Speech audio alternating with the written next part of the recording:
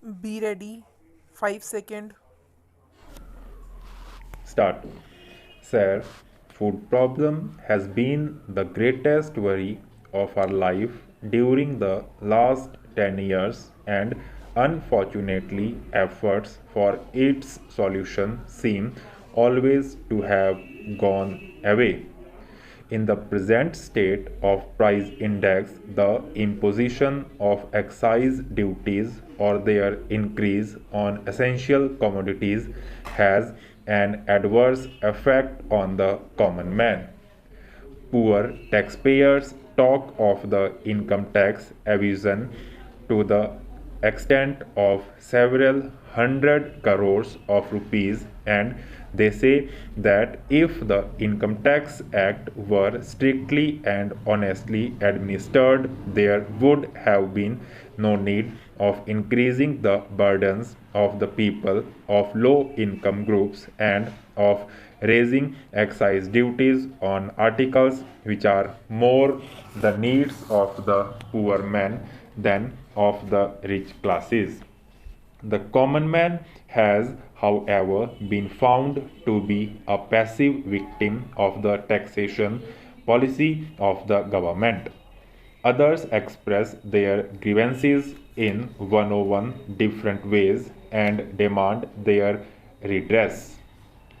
They lodge their protests on the slightest pretext to have their burdens made lighter, but the poor taxpayer takes every encroachment on his already depleted household budget without any fuss.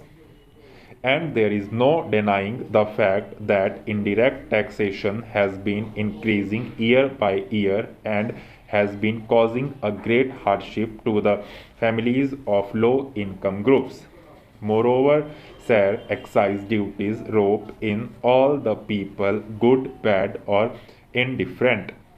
By this, I mean to say that whether the people have been benefited by the planned outlay of about rupees 900 crores a year or not, whether they have remained unaffected by the development schemes, or whether their finances have worsened as a result of any such schemes, all have to pay the duty imposed along with the middleman's profits, whatever he may be disposed to charge. The Honorable Minister is said to have stated that the effect of his taxation proposals on the common man would be very marginal, and the traders' present margin of profit should absorb much of the increase. He is said to have made a similar statement on another occasion also. But I am sorry to say that this is contrary to what actually happens. Most traders will not only pass on the whole of the tax of the consumer but will also raise the prices sufficiently high so as to make additional profits in the bargain, which they will make. It will therefore be well for the Honourable Minister to take from the very beginning all necessary steps to prevent traders from exploiting the consumers.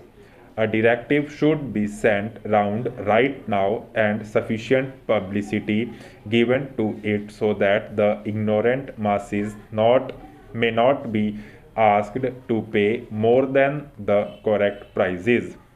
The prices are notly soaring high at the ceiling level, and effective steps should be taken to check further rise lest the whole structure of economy should be shaken to the core.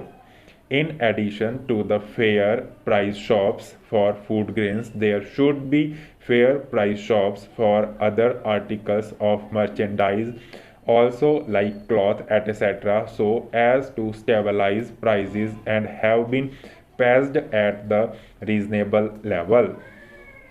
It should, however, be noted that when taxation proposals are looked at in the context of the 10th 5-year plan, they relate a different story.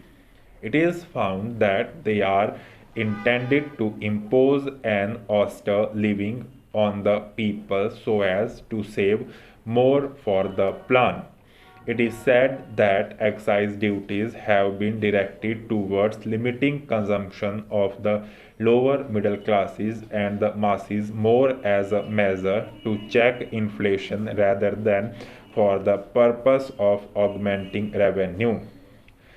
The Honorable Minister once stated that the duty on sugar had been deliberately raised because he wanted consumption to go down or rather not to increase. He said, I would like to freeze it at more or less the present level unless it be that as income goes up in certain sectors, they want to pay the price. The finance minister's anxiety to freeze the consumption in the absence of sufficient quantities of consumer goods to go round that section of the people whose purchasing power is increasing as a result of the planned outlay of about rupees 900 crores a year is quite understandable. Our administrative machinery is not sufficiently competent and efficient for complete control, and unless the production of consumer goods is commensurate with the investment in the country, the inflationary pressure will persist and prices will rise. When the mills and factories which are being established in the earlier years of the plan go into production, there will be plenty of consumer goods to absorb the surplus money in the hands of the people, and the need of price control by means of the imposition of excise duties will come to an end. It is hoped that the minister will reduce these duties at that time.